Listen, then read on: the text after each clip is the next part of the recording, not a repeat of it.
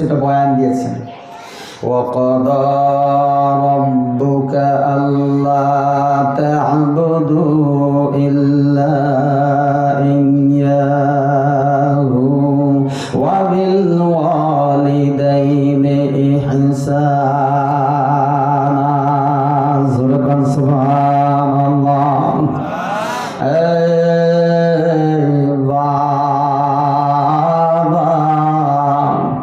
আল্লাহ তাআলা আমাদের উপর ফরজ করে দিলেন, কি ফরজ করে দিলেন?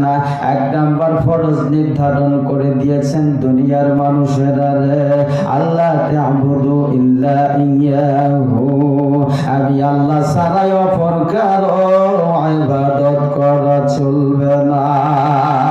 উঠতে বসতে চলতে ফিরতে যে কোনো ভাবে যে কোনো কাজই তুমি করো না কেন, ব্যবসা বাণিজ্য তোমার, বাবা দুনিয়াতে জীবন যাপন করতে যাই ঘর সংসার করবা তোমার, বেচা কেনা করবা তোমার, হাট বাজার ব্যবসা বাণিজ্য যাই কিছু বলো না কেন, রাজনীতি বলো না কেন, সালিশ দরবার যাই কিছু বলো না কেন, মানুষ দুনিয়াতে জীবন যাপন করতে যায় যত ধরনের সমস্যা সামনে আসে রে, সব ধরনের সমস্যা তোমাকে করতে হবে একমাত্র রবের ফয়সালায়। জোরে কোন সুবহানাল্লাহ।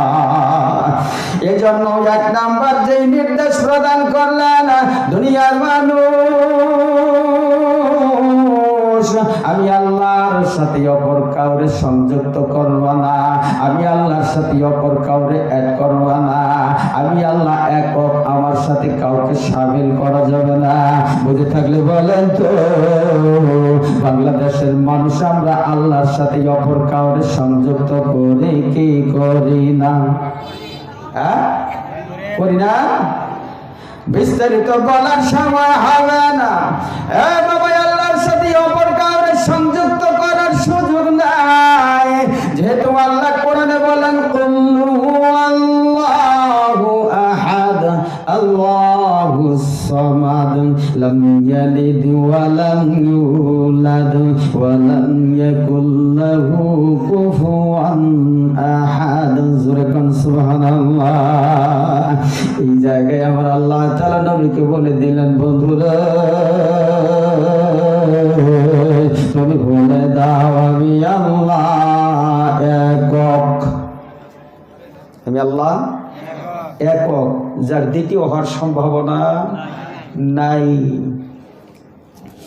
নবীজিকে প্রশ্ন করছেন কাফের মুশরিকরা, কারণ তারাও তো একটা ধর্ম মানত, আর পৃথিবীর জমিনে যারাই ধর্ম মানে বাবা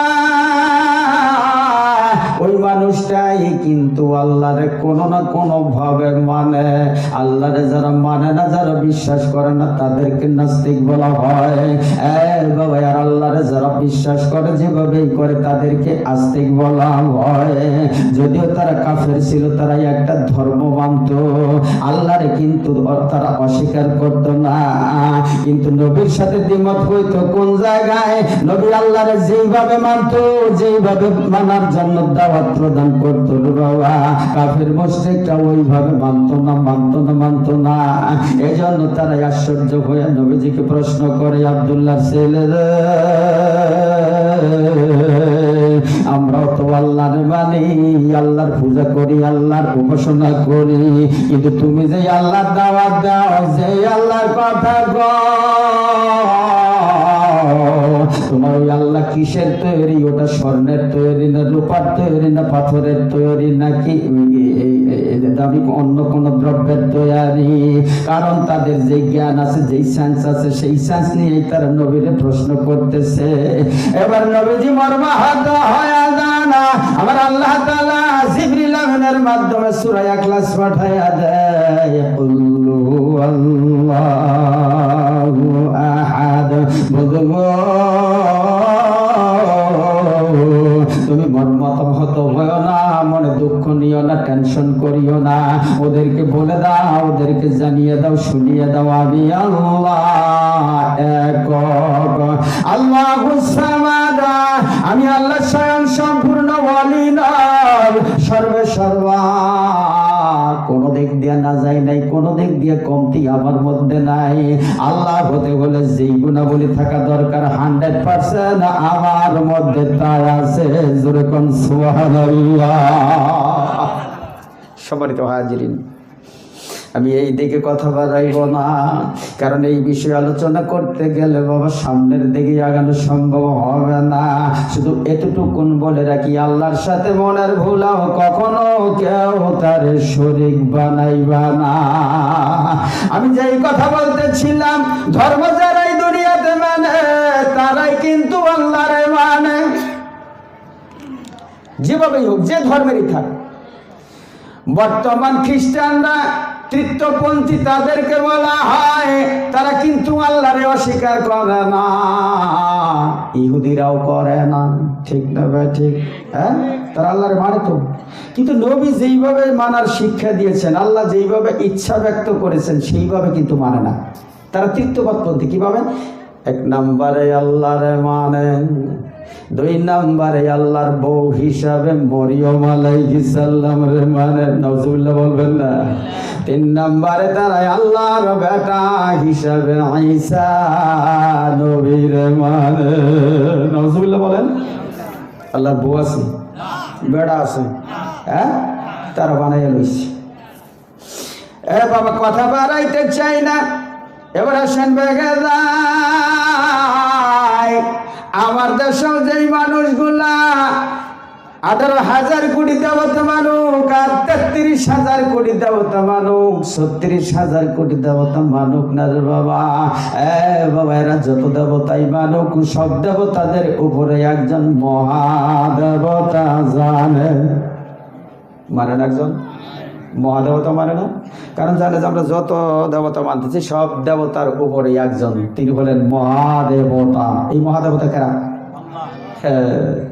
তাহলে তারা আল্লাহরে মানে।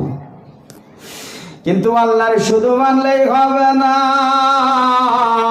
আল্লাহ যেইভাবে মানতে বলেছেন সেইভাবে মানলেই তো বাবা কেবল ঈমানদার হওয়া যায়।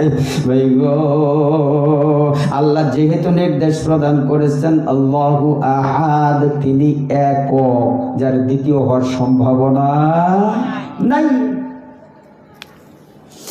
শুধুমাত্র কেবলমাত্র এক আল্লাহর গোলামি করা লাগবে, এক আল্লাহর বন্দেগী করা লাগবে, তবেই তো সেই হারিয়ে যাওয়া বাড়ি জান্নাত উদ্ধার করা যাবে।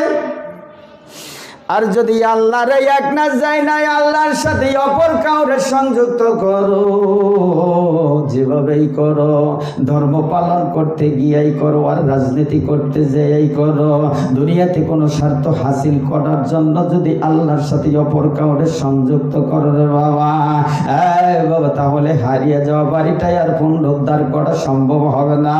আল্লাহর সাথে যেভাবেই হোক, যারেই হোক, যখন সংযুক্ত করবা, এটার নাম শিরকি।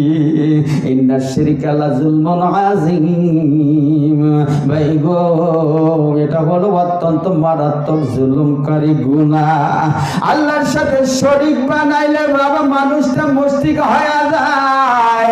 আর মুশরিক সম্পর্কে কোরআন বলে ইন্নামাল মুশরিকুনা নাজাসুন, যারা মুশরিক তারা নিশ্চয়ই নাপাক।